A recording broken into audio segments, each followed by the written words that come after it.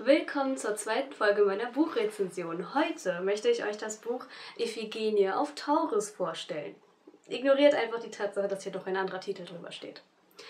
Ja, Iphigenie von Tauris auf Tauris ist von Goethe geschrieben.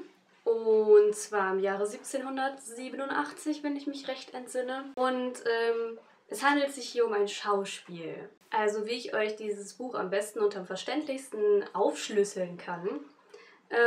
Wir haben 1, 2, 3, 4, 5 Charaktere. Das ist eigentlich ganz überschaulich, auch wenn sie alle griechische Namen haben. Und mehrere Aufzüge, in denen halt diese verschiedenen Personen miteinander zusammenkommen und dadurch sich dann die Geschichte weiterentwickelt. Unsere Hauptperson ist natürlich Iphigenie, die verschollene Tochter des Agamemnon, der etwas mit Troja zu tun hat. Troja! Ach ja, stimmt, das Schlachtruf gilt ja nur Sparta. Naja, egal. Jedenfalls, Agamemnon ist der Bruder von Menelaos, dessen Schwester Helena ist. Und die schöne Helena ist die, die geraubt wird, weswegen dieser grandiose Krieg ausbricht, der 10 Jahre lang geht. Und die gute Iphigenie hat nichts davon mitbekommen, weil sie nämlich mit ihrem Vater auf dem Schiff Richtung Troja war. Und dann hatten sie plötzlich eine Flaute. Und Agamemnon kommt auf die super Idee, seine Tochter zu opfern, damit der Windgott ihm wieder Wind gibt, damit sie weiterfahren können. Wie man sich vorstellen kann, ist die Frau von Agamemnon, die gute Clytemnestra, nicht so begeistert davon, was später noch wichtig wird. Jedenfalls opfert er sie oder möchte sie opfern, aber in dem Moment, wo sie auf diesem provisorischen Opferaltar auf dem Schiff umgebracht werden soll, erscheint eine Wolke, die sie umhüllt und wegträgt. Diese Wolke hat die Göttin Diana gemacht, um sie zu retten und um sie zu ihrer Priesterin zu machen auf der Insel Tauris, wo es ebenfalls einen Tempel von ihr gibt. Das weiß aber keiner, man hat nur gesehen, dass sie verschwunden ist und man geht davon aus, dass Iphigenie tot ist. Ja, Iphigenie sitzt jetzt also auf Tauris. Tauris ist übrigens die Insel Krim. Getrennt von ihrer Familie, weiß nichts von ihrer Familie. Sie weiß nur, dass dieser Krieg angefangen hat, muss Angst darum haben, dass ihr Vater vielleicht bei der Schlacht stirbt, dass vielleicht ihr ganzes Volk unter den Trojanern leiden muss. Sie weiß ja nicht, wer gewonnen hat. Jedenfalls landet sie bei diesem Stamm der Skythen, einem barbarischen Stamm im Vergleich zu den Griechen, finden die Griechen, die eigentlich die unschöne Sitte haben, Fremde, die an ihrer Küste landen, sofort umzubringen. Glücklicherweise machen sie eine Ausnahme bei der schönen Iphigenie und lassen sie als Priesterin im Tempel der Diana dienen. Sie verlebt dort ihre Zeit und in den ersten Aufzügen, die man hier in dem Schauspiel zu lesen bekommt, erfahren wir, dass sie sehr unglücklich ist. Aber sie versucht sich ständig daran zu erinnern, dass sie eigentlich dankbar sein sollte, dass sie noch lebt und dass man sie freundlich aufgenommen hat. Aber auf der anderen Seite kann sie einfach ihr Heimweh nicht vergessen und ihre Familie nicht vergessen. Im nächsten Aufzug kriegen wir dann eine neue Person zu Gesicht, und zwar Thoas, den König der Skythen, der für sie diese Regeln geändert hat und den sie dazu überredet hat, diese Regeln nicht nur für sie zu ändern, sondern auch für alle zukünftigen Fremden, die an diese Insel gespült werden. Jedenfalls dieser Thoas ist ein älterer Herr, der seinen Sohn und seine Frau verloren hat und der sich Hoffnungen bei der jungen Iphigenie macht und dieses Mal bei diesem Gespräch auch mit etwas Nachdruck zur Geltung bringt, indem er sie halt offen darum bittet, seine Frau zu werden. Aber Iphigenie lehnt das ab. Mal abgesehen von den üblichen Gründen, warum man ältere Herren nicht heiraten möchte, sagt sie ihm, dass sie das nicht will und auch, dass er das nicht wollen sollte, weil sie nämlich verflucht ist. Bis zu dem Zeitpunkt, wo wir jetzt sind, wo er sie fragt, ob sie seine Frau werden will, hat Iphigenie nämlich noch niemandem auf der Insel erzählt, woher sie eigentlich kommt und von wem sie eigentlich abstammt. Sie stammt, wie wir ja schon wissen, von Agamemnon ab, aber über Agamemnon gibt es noch etwas mehr zu erfahren, also über die Familie von Agamemnon. Die gehört nämlich zum Haus der Tantaliden. Und dieser Tantalos, das ist ihr Urgroßvater oder so, der hat es geschafft, es sich mit den Göttern zu verscherzen, und zwar ordentlich. Er hat sie nämlich, nachdem sie ihn eingeladen hatten, zu einem Essen bei sich eingeladen und wollte sie hereinlegen, indem er seinen jüngsten Sohn getötet hat und ihn den Göttern als Speise vorgelegt hat. Seine geniale List bestand darin, dass die Götter bestimmt nicht drauf kommen würden, dass sie da gerade Menschenfleisch essen, was natürlich absolut in die Hose gegangen ist. Die Götter haben das schon von vornherein geahnt und haben Tantalos dafür verflucht, für seine Grausamkeit, für seine Überheblichkeit, die Götter reinlegen zu wollen, für seine List und zwar nicht nur ihn, sondern seine ganze Familie, alle seine Nachkommen. Tja, was nun? Also es folgt eine Erzählung von Iphigenie über ihre ganzen Vorfahren, hauptsächlich männliche Vorfahren, also die Söhne von Tantalos, deren Söhne und so weiter, die sich alle gegenseitig mehr oder weniger umgebracht haben. Brudermord, Vatermord, Schwestermord, Muttermord, was auch immer. Jedenfalls landen wir dann bei ihrer Familie Agamemnon, Klytaimnestra und ihre zwei Geschwister Elektra und Orest, die in ihrer Erinnerung noch eine friedvolle Familie waren, und sie erzählt ihm eben, dass sie sich danach sehnt und dass sie sich eigentlich wünscht, zu ihm zurückzukommen, und fragt ihn, ob er denn so grausam sein kann, sie für immer hier zu behalten, wenn es für sie doch noch eine Chance geben würde, vielleicht wieder mit ihrer Familie vereint zu werden. Und abgesehen davon sagt sie ihm mehr oder weniger in Umgangssprache jetzt mal gesagt, wenn du mich heiratest, könnte es passieren, dass wir einen Sohn kriegen, der dich später umbringt, also lass es lieber. Thoas ist davon jetzt nicht so ganz überzeugt, aber man merkt schon, dass er Angst hat, also dass zumindest erschrocken ist über diese Geschichte und dass er es auch nicht so toll findet, dass sie Griechin ist. Aber die Szene endet und wir erfahren, dass Thoas Konsequenzen daraus zieht, dass sie ihn nicht heiraten will, egal was sie ihm alles gesagt hat. Und zwar möchte er den Kult wieder einführen, dass man Fremde tötet, wenn sie an die Küste kommen. Tja. Aber Iphigenie lenkt trotzdem nicht ein, sie möchte ihn nicht heiraten, was ja auch ihr gutes Recht ist. Und wir kommen zu den Gefangenen. Nein, das habe ich vergessen, die Gefangenen zu erwähnen. Das Dumme ist nur, dass es ausgerechnet zu dem Zeitpunkt, wo er jetzt entscheidet, dass man wieder die Fremden umbringt, dass man auch noch 2 Fremde geschnappt hat an der Küste. Diese 2 Fremden, zu denen wir auch im Schauspiel jetzt kommen, deren Dialog wir lesen können, sind Pylades und Orest. Pylades und Orest sind Freunde, die aus Griechenland nach Tauris gereist sind und nicht als Schiffbrüchige dort gelandet sind, so wie Iphigenie. Denn Orest hat eine Prophezeiung bekommen von einem Apollon-Tempel, dass er die Schwester zurück nach Griechenland bringen soll. Apollon hat in der griechischen Mythologie eine Schwester, und zwar Artemis, die aus irgendeinem Grund in diesem Buch immer wieder Diana genannt wird. Das passiert übrigens ständig, dass in diesem Buch griechische Götternamen und römische Götternamen vermischt werden. Jedenfalls, Diana ist Apollons mythologische Schwester und Orest und Pylades gehen davon aus, dass man von ihnen verlangt, dass man eine Statue der Diana aus einem Tempel in Tauris stiehlt und nach Griechenland bringt. So, jetzt stellt sich die Frage, warum machen die das überhaupt? Wozu brauchen die eine Prophezeiung und warum machen sie das? Denn wie wir auf der Karte sehen können, liegt Tauris sehr weit weg von Griechenland. Und damals war das auch keine leichte Reise, man konnte ja nicht mal eben hinfliegen. Es geht darum, dass Orest, wie wir dann auch in den Dialog zwischen Pylades und Orest erfahren, dass Orest der Bruder von Iphigenie ist. Das heißt, er ist der Sohn von Agamemnon, er gehört auch dieser verfluchten Tantaliden-Familie an. Und sobald Iphigenie fort war, fing das ganze Drama an. Klytaimnestra, die Mutter von ihr, war nämlich unglaublich wütend auf ihren Mann, Agamemnon, darüber, dass er seine Tochter einfach geopfert hat. Denn alle gingen ja davon aus, dass sie tot ist. Niemand weiß, dass sie auf Tauris ist und lebt.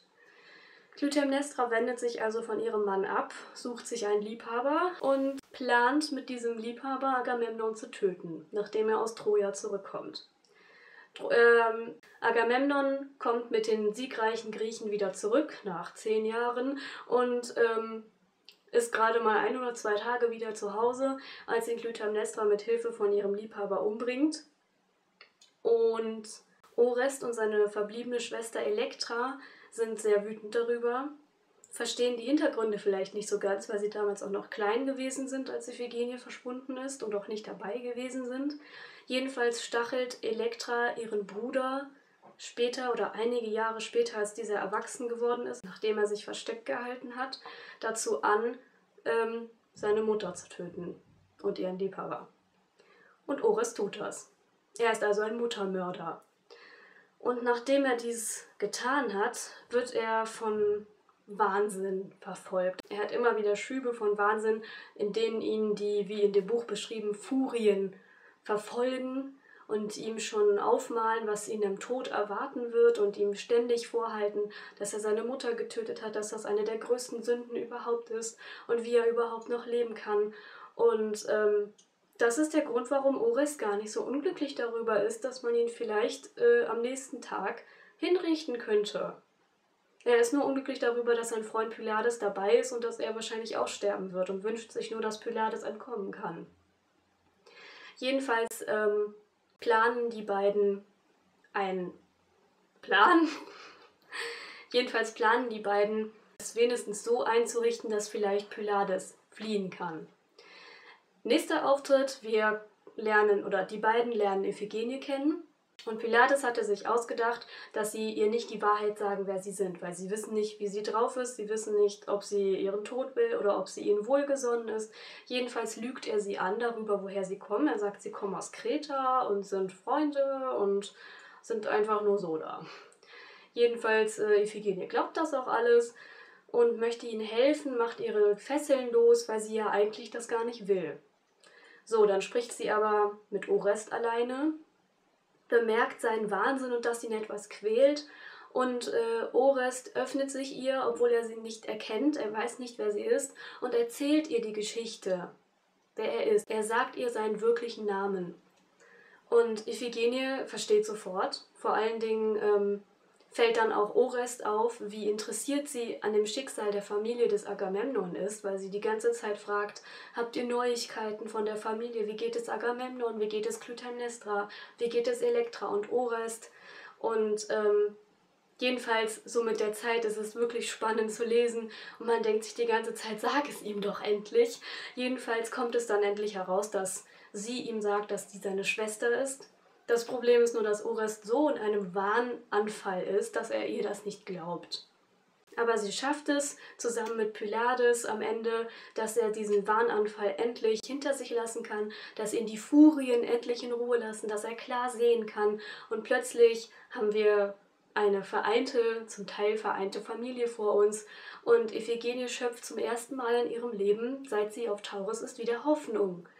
Endlich hat sie die Möglichkeit, zurückzukehren zu ihrer Familie. Zwar hat sie erfahren, dass ihre Mutter und ihr Vater tot sind, aber ihr Bruder und ihre Schwester leben ja offenbar noch und sie hat die Möglichkeit, endlich Tauris zu verlassen. In der nächsten Szene versuchen dann Pylades, Orest und Iphigenie einen Plan zu erstellen, wie sie zu dritt entkommen können. Denn Pylades und Orest sind nicht alleine gekommen, ihre ganze Mannschaft und ihr Schiff liegen in einer versteckten Bucht und sie warten auf die beiden. Die wissen noch gar nicht, dass sie gefangen genommen wurden. Und Iphigenie hat zum ersten Mal, seit sie auf Tauris ist, wieder Hoffnung. Das Problem ist nur, als Iphigenie dann alleine im Tempel verbleibt, weil Orest und Pylades zum Schiff gelaufen sind, um ihren Männern zu sagen, dass sie bald lossegeln werden, dass sie anfängt darüber nachzudenken, dass sie ja eigentlich noch eine Verpflichtung gegenüber Thoas hat. Denn Thoas hat sie aufgenommen, hat sie verschont, hat sie zur Priesterin gemacht und hat auch akzeptiert, dass sie ihn nicht heiraten will. Sie fängt an, darüber nachzudenken, dass sie ja Thoas dann hintergehen würde.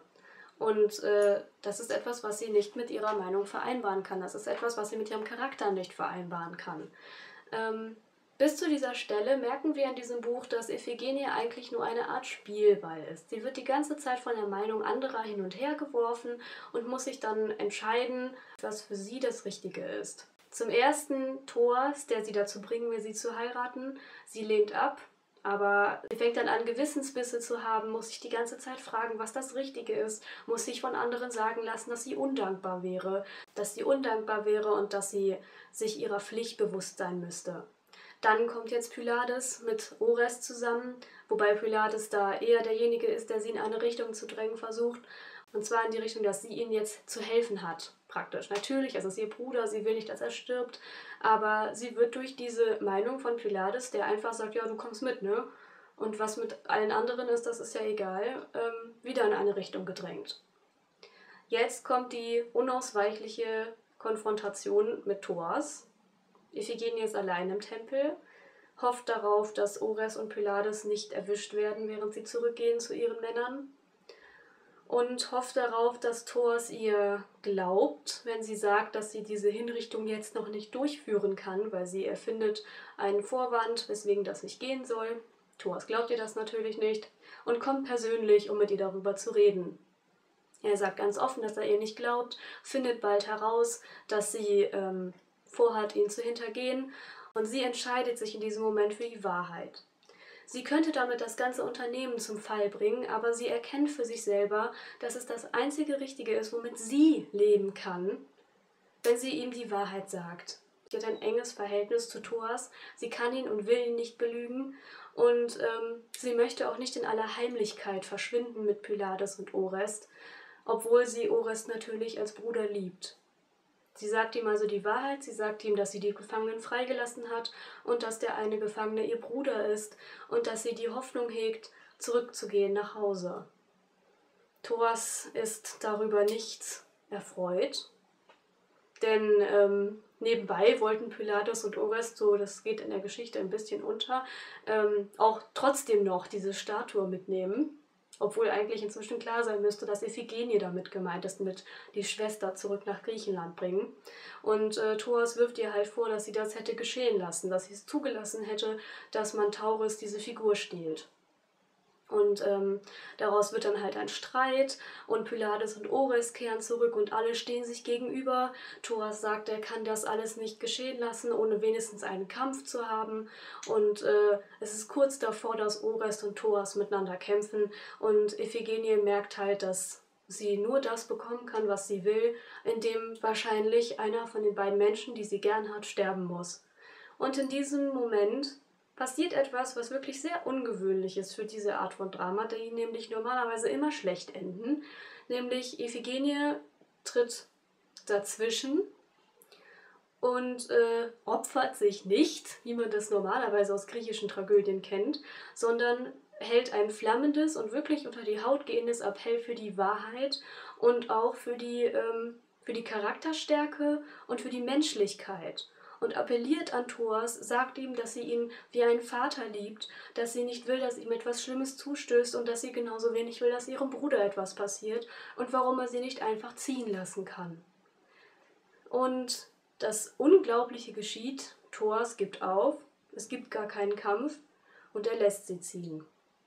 An dieser Szene sehen wir dann auch, dass das barbarische Volk der Skythen auf dieselbe Stufe wie die Griechen gehoben wird, denn dieser Mann ist es, der alles hätte zerstören können, mit seiner barbarischen Art jetzt auf diesen Zweikampf zu bestehen, aber er lässt es, er lässt sie gehen und dass auch der König der Barbaren, der Skythen, ein Herz hat, menschlich ist und die Gefühle seiner Priesterin verstehen kann und sie alle in Frieden ziehen lässt. So endet diese Geschichte und ich hoffe, diese Rezension hat euch ein bisschen weitergeholfen. Für alle, die das Buch noch nicht gelesen haben und für diejenigen, die es vielleicht fürs Abi brauchen. Ich wünsche euch viel Erfolg mit diesem Buch und für diejenigen, die es noch nicht gelesen haben, lest es euch unbedingt durch. Man muss sagen, wenn man sowas liest, kann man wirklich stolz auf die deutsche Sprache sein, was jemand aus dieser Sprache zaubern kann, denn es ist einfach ein Genuss, das zu lesen. Und in dem Sinne wünsche ich euch viel Spaß damit. Abonniert mich, wenn ihr noch mehr von mir sehen wollt und viel Spaß mit dem Buch.